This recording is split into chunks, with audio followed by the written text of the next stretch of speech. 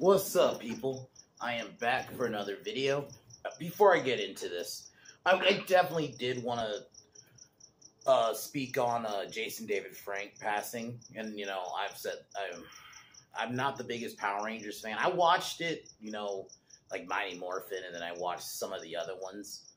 But I definitely watched all the ones he was in on, because the last one he was on was Dino Thunder. And I remember really liking that one at the time. But R.I.P., you know? And I more knew him as, like, you know, because I've seen him in videos and how he was great to the fans. So it's a sad loss, definitely. So I wanted to say that really quick. But, wondering what these are. This is my list of my favorite albums.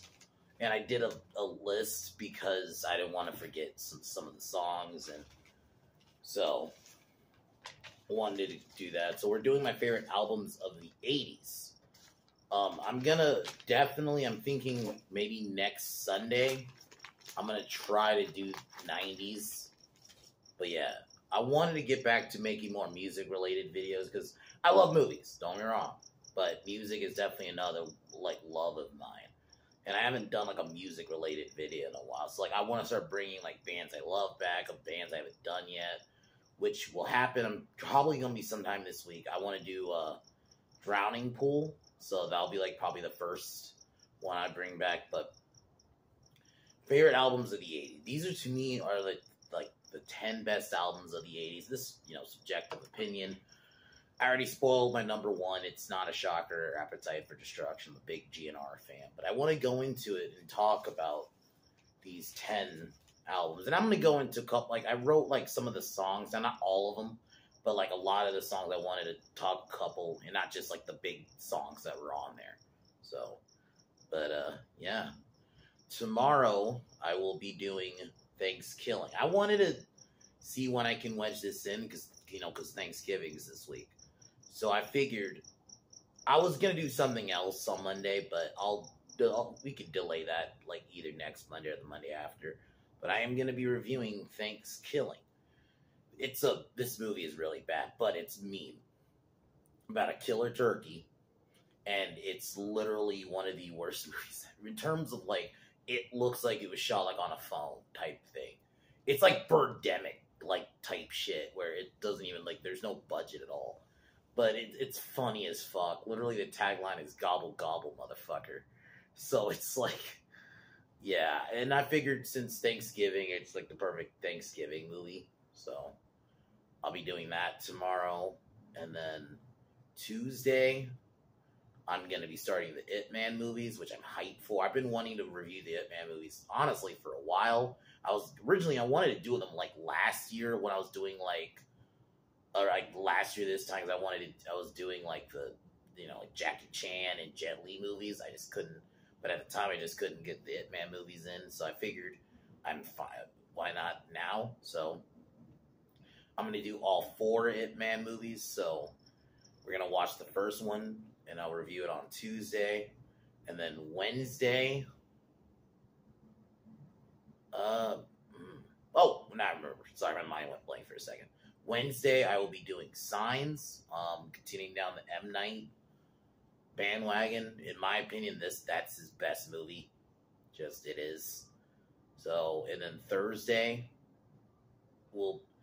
as of right now, Thursday should be Texas Chainsaw Massacre 3, but it could change because Thursday's Thanksgiving. But I probably will still do it. I'll just do it early or something. So, and then Friday will be, I don't know yet, because I think now that I'm done with the Ginger Snap movies, Fridays are kind of free right now. So I'll figure out what I'll review on Friday. But I wanted to go into what I got planned this week, but here we go. I'm going to get ready to kick off my 10 favorite albums from the 1980s.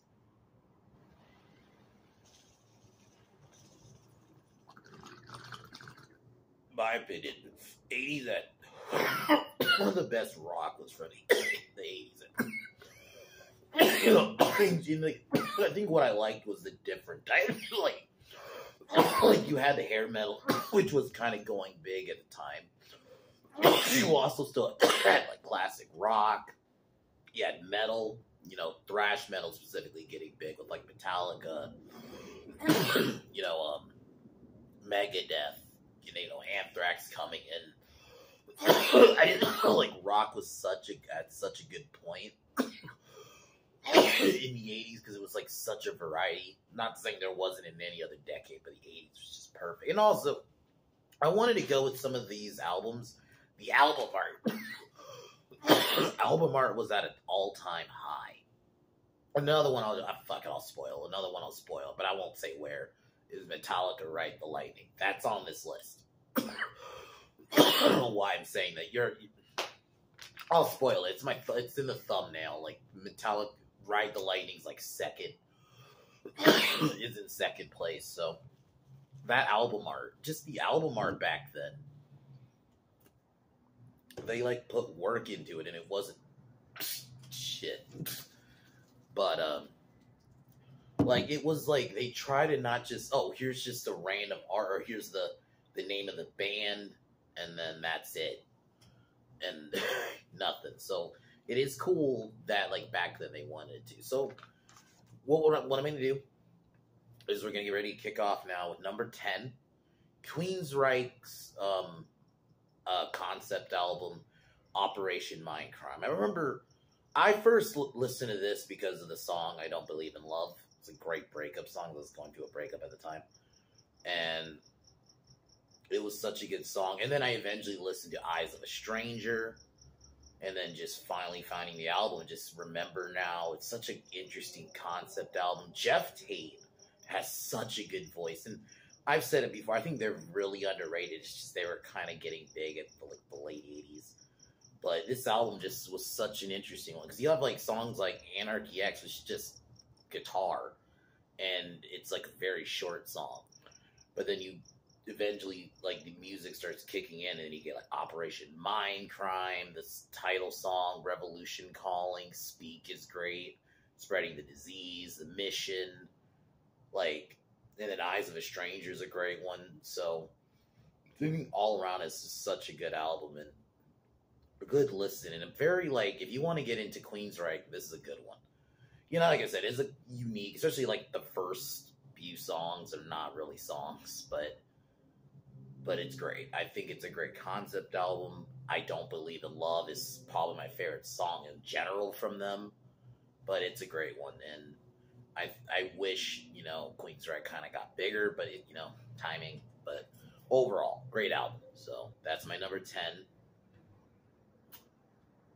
And I also listened to it today. It's still a great listen. Just, it's almost like telling a story. That's the other thing about a lot of these albums. The reason I picked them is it doesn't just feel like it's just a bunch of songs just put together to like fill a slot, which it does feel like a lot of albums are today, where it's just a bunch of songs put together to make it feel like it's an album, but the songs don't even have anything to do with each other. It almost is like great albums are almost telling a story throughout the whole album and not just in one song. So that's Operation Mindcrime. So that's my number 10. Number 9 is Blizzard of Oz, Ozzy. I know it's a little lower, but there's so many. Like I'll mention a couple honorable mentions here later, but Blizzard of Oz, probably Ozzy's. This is his first solo album, and Randy Rhoads on guitar. I mean, you got the most famous song on here, which is Crazy Train. And I mean, even the art is great. You got Ozzy just, you know, rapping, and then the artwork in general is great. Like, this is, yeah, like, it's metal. It's like a metal cover right there. And then, yeah, it's Ozzy's first solo album, and this is where we get, you know, Crazy Train, which, beautiful fucking song. The guitar solo. Randy Rhoads' guitar, fortunately, he died not long after this album released, but, you know, R.I.P. Randy Rhoads, but such a beautiful album. And not just this song, like Randy Rhoads' guitar in throughout that whole album, not just in Crazy Train, is fucking, you just feel it. That guitar work is something else, man. And then, you know, I Don't Know is a great song, Crazy Train. Mr. Crowley, which in my opinion I've grown. I mean, I'll admit I didn't really care for it when I first listened to it, but it has definitely grown on me. And then like the music videos too for early Ozzy was just great, man. When Ozzy first went solo and just started singing on his own, dude, he wasn't just trying to like just be like a musician who sings on a stage. He wanted to put like theatrics to it. Like that's why I like the music videos are always very theatric. So and then the title, Blizzard of Oz, is perfect. My name's Ozzy, so it's Oz. It works like Wizard of Oz. It's fucking brilliant. And just such a great album. Goodbye and Romance is a great one. I didn't pick every song, but all around, just such an awesome album. Very iconic. I don't blame people who, if they have this up there in like their top 5 or even number 1. I don't blame them. This is a great one. So that is my number 9.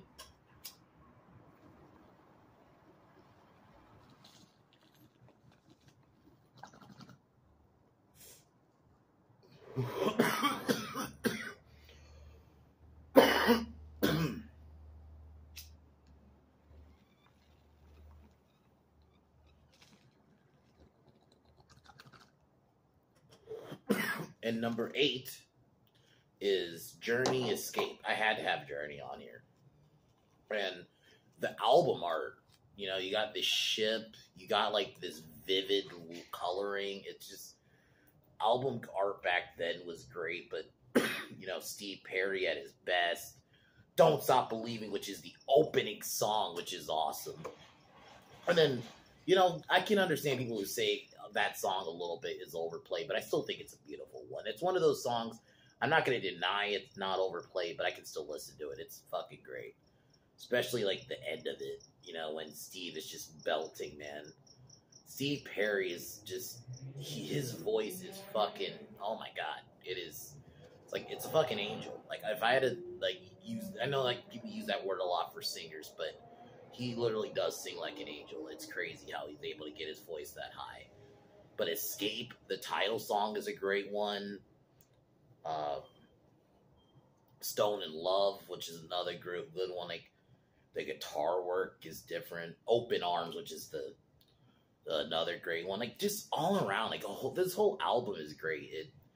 It was Journey at their best. And yeah, early 80s, came out in 1981, but still worked as an album. So that is my number 8. Yeah, 8. Sorry. Fucking things up. Fucking numbers up right now. But, and then I'm going to go into the artwork a little bit again. It's just fucking cool. Like, it's like a submarine, like an underwater submarine leaving, like, looks like a water station. Cool color work, and just, you got the escape, like, backwards. And yeah.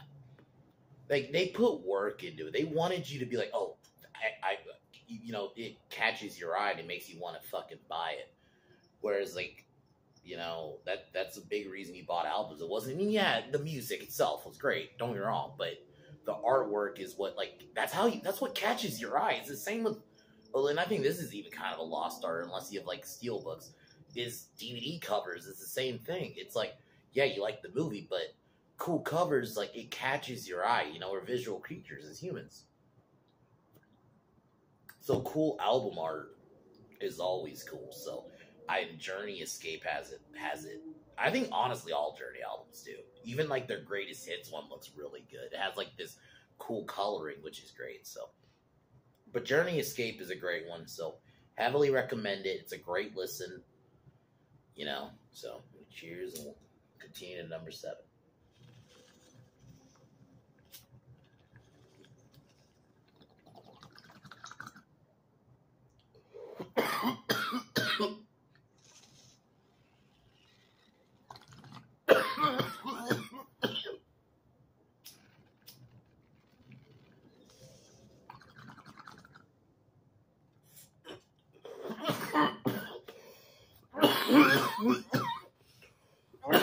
So number 7 is Warrant's Dirty, Rotten, Filthy, Stinking Rich album. Which is like this corporate fat cat. And he's literally fat, like eating money.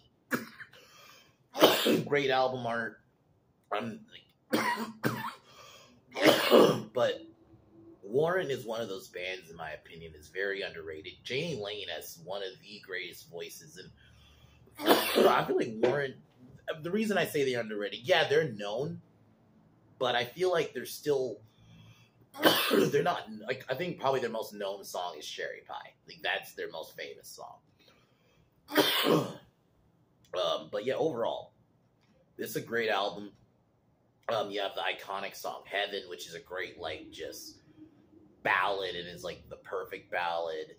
But you also like, and I think the fact that like Janie can change it, like you have like a love ballad like Heaven, but then you also got a song like 32 Pennies, which is more, and Down Boys, which is more of like a fast paced hair metal song. That's not like about love and shit.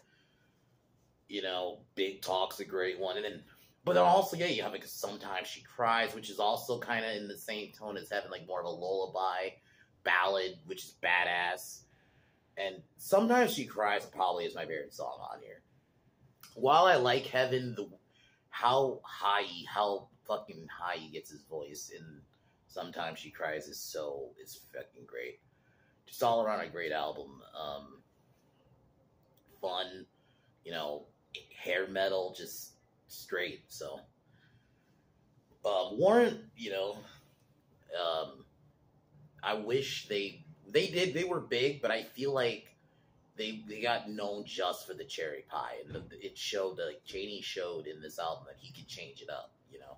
And I even think like just the name of the album is fucking great. So, but it's a great listen. You know, the guitar work, the drums is great. It's another one of those albums where a lot of the songs are like tied together in a way, and it doesn't just feel like I said, it's just a bunch of songs put together to fill a slot to make an album. They actually put work into it. So another great one. I'm not gonna put like ratings or anything. So these are my top 10. So number 6. Sorry, I don't know why I'm like looking. Number 6 is Def Leppard's Hysteria. I was debating should I put this one or Pyromania, but then this one to me has the better songs. I love Pyromania. I think that's a great listen too from 1983. But I didn't want to have one of the things with these list videos, or at least the music ones. I didn't want to have like Metallica, who's also on this list, had 4 albums in the 80s. But it wouldn't have been fair because it would have felt like cheating a little bit to be like, oh, I can't think of a slot. Okay, I'll just throw in an extra album from the same band. I'll make an exception for the 90s one, and that'll just be because I love both Korn albums from that decade, so I kind of had to have them both there. But with Metallica, I felt like I can justify which I'll just pick Ride the Lightning, while I love right. I'll go more into that later, but I'll stick with Def Leppard. But like, I love Pyromania, great album, but I had to go with Hysteria. Just Women, Rocket, Animal, Love Bites. That's just the top 4, and those are 4 famous ones. And then you got Pour Some Sugar on Me, the title song. Dude, like, this album it's just iconic. The album art. This was Def Leppard, in my opinion, at their height. I love their stadium rock feel to them. I've always been a big Def Leppard guy, but throughout this album, it's just great. This is great hair metal, just awesomeness. And then the videos, too. Yeah, and the way the sound is, like, it's almost like, it feels like you're at a concert. They're almost like singing it live, but not singing it live. You know? That's what makes this album great. And I had to go with this one. Love Pyromania, but I had to pick this one. So, that is my number 6. Definitely recommend it. I also do recommend Pyromania, but this one is a great one. Just, you know, Love Bites is such a good one. And Pour Some Sugar on Me is just such a classic. You know, just a fun, like, if you want to get people amped up, just play that one. I also love Love Bites, the guitar work in that song. I tend to listen to that a little bit more just because of the guitar work in that. And especially when it goes to the big hook and then So, that's my number 5. 6.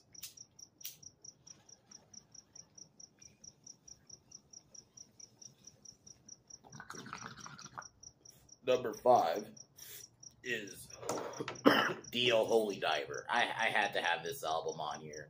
If you want to talk about just cool album art, this is it. You got this big dude with these demon eyes grabbing at like this passion. It's like this guy, and it's like this very metal cover. And then I've put Dio, in my opinion, he is, to me, just vocal. Because obviously, if I had to go overall favorite rock singer, it's Freddie Mercury. But if I had to go, like, to me, when I think metal, it is Dio. His voice is just so good. But then this album, the album art, the music video specifically for Holy Diver is great, but Rainbow in the Dark. But you also have Stand Up and Shout, which is another good one. Don't Talk to Strangers, Invisible, all great ones. Like I listened to this one today. I listened to it like an hour ago. I think I just got done listening to it like about an hour ago. And it's such a good album. It's just Dio at his best. The way he has so much range, and he can change his tone too. Dio's the man. And unfortunately, he died, and I would have loved to have seen him live. Just even seeing him sing some of these songs live would have been great. And then Holy Diver, what can I really say? That song is just so fucking metal.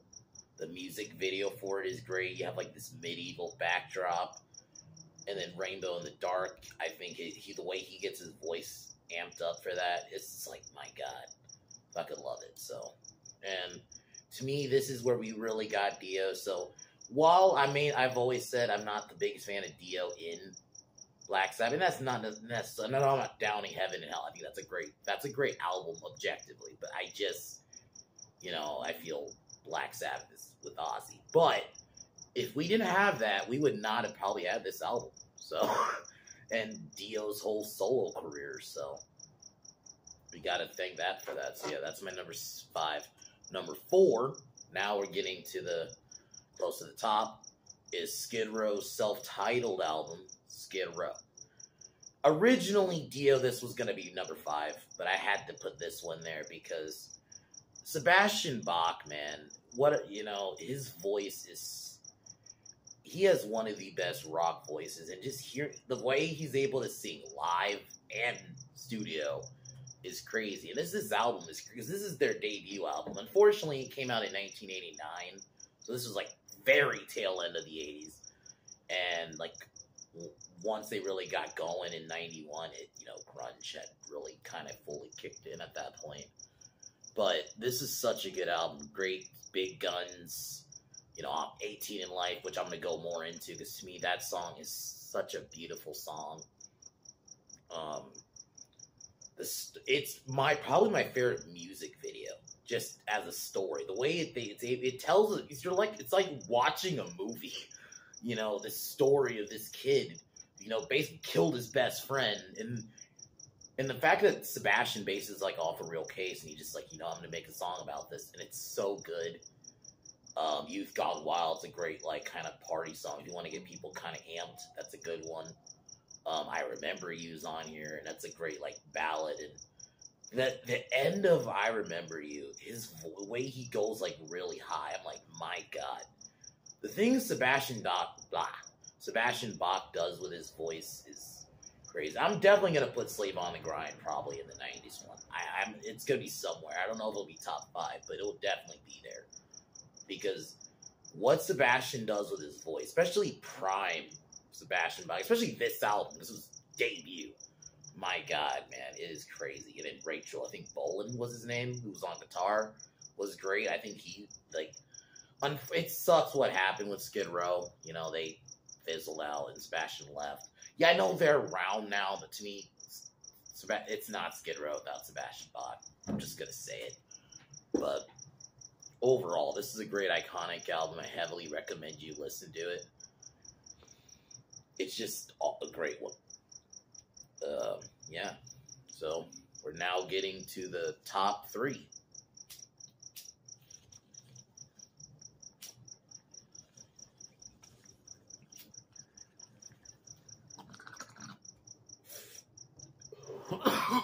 Number 3, AC/DC's Back in Black. I had to put this on here. Before going to the song specific, I guess I'll start with the song. This is the song that really got me into rock. You know, I got into Guns N' Roses at the same time, but Back in Black, that song was what really made me like, okay, I'm into rock. That's what did it. And then you know the story of it. I mean, this album was made because this was right, you know, like that same year, you know, Bon Scott died. This is when they brought in Angus Young. And this is how we got basically the AC/DC we know now. And such a great Hell's Bells, which is the open. It's such a killer opening intro to the album. It's just, and then the title song, which, I mean, I could only say so much. The vocals, just everything. But Shoot to Thrill, that's a great one. They even used it at a WrestleMania once. Like, it gets you pumped. Like, this was just a great, as you can, not transitional album, but, like, this is what, you know, I love the Bon Scott era. I don't really compare, but, yeah, this, and then the album's tight, the album art is just kind of simple. Same with Skid Row. You know, I don't expect crazy album art all the time. You know, Skid Row is just the band, and then you got, like, the logo. And then this is just Back in Black, and it's just a black thing, and it works, though. And I think it also shows where the band was. Like, we're back, you know? Because, you know, what happened with Bon Scott, you know, maybe people, some people, I'm not saying, I don't know how many people probably thought this, but, could this have been the end of AC/DC? And that's, so the whole, what this represents, what this album represents, what it represents in general, but to me, too, I love this album.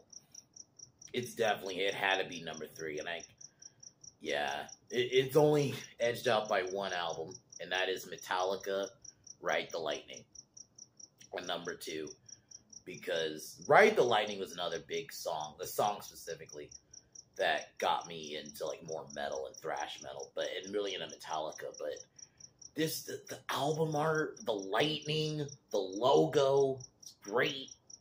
This was Metallica really really getting their footing, you know, because you had Seek and Destroy, which I think is a great album. That's a song. I meant to say, I don't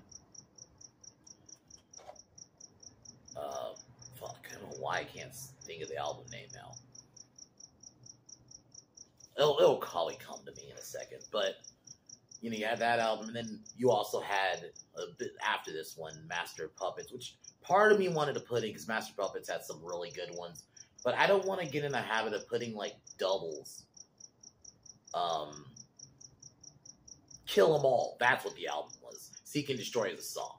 Kill 'Em All, like, you know, that was more of, like, the concept/introduction album for Metallica. This was, like, Metallica, like, this is them. You know, just so many just iconic songs. And not just the title song. For Whom the Bell Tolls, Creeping Death, Fade to Black, Call of Cthulhu, which I love their instrumentals. You know, Orion's another really good instrumental from them. You know, I love James is singing, but fucking I'm always down to just listen to an instrumental sometimes. So I really love Call of Cthulhu. And it also just feels like this album has a big theme, you know? Lightning. So, like, Fade to Black, which is a great, it's a kind of it's a very sad song, you know? But it works. Fucking Creeping Death is just a fucking hard hit. Untrapped Under Ice. Like, dude, just so many great songs on this album. That's why this one has to be 2. I don't argue with people who say this is probably their favorite overall just metal album, because this is a great one. Just so many hits. So many hits, and this is just prime Metallica. So that's why I had to go with this one over, because there's some really good ones. Kill 'Em All was I think that's a good album. It's more of an experimental one, and, you know, this is Metallica kind of trying to get their footing. And to me, this is their prime one with Ride. And then I think they continue that wave with both, in my opinion, Master of Puppets and Justice for All, because Injustice for All is my favorite Metallica song now. While I like Ride 1, I know some people say that's overplayed. I like the guitar in it always gets me every time. I love 1. And the music video for it, but just all around, this is such a good album. I had to put this at number 2. And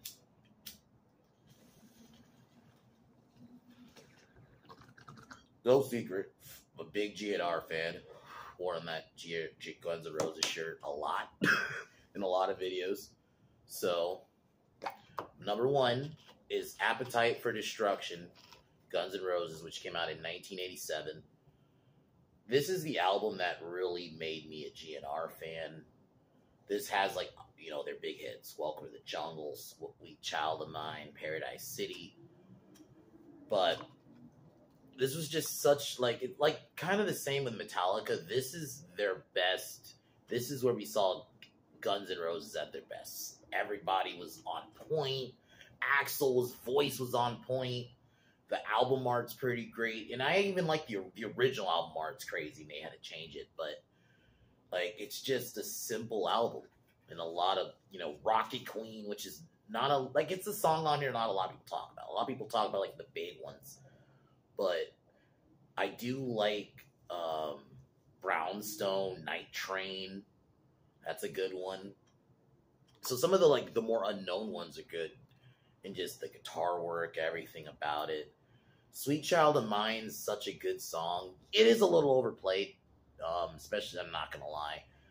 Thor 4 kind of made that song a little cringe to me now. But I still like it as a song. It's just a little bit because of that movie. But I love Welcome to the Jungle. I know, like, that's their most overplayed one, but for a good reason. The music video is great. I love, like, you know, Lean On Me is one of my favorite movies, and I love that they play it in that. It's just, it, you know, shows that it's a jungle and it's in a city. And then you have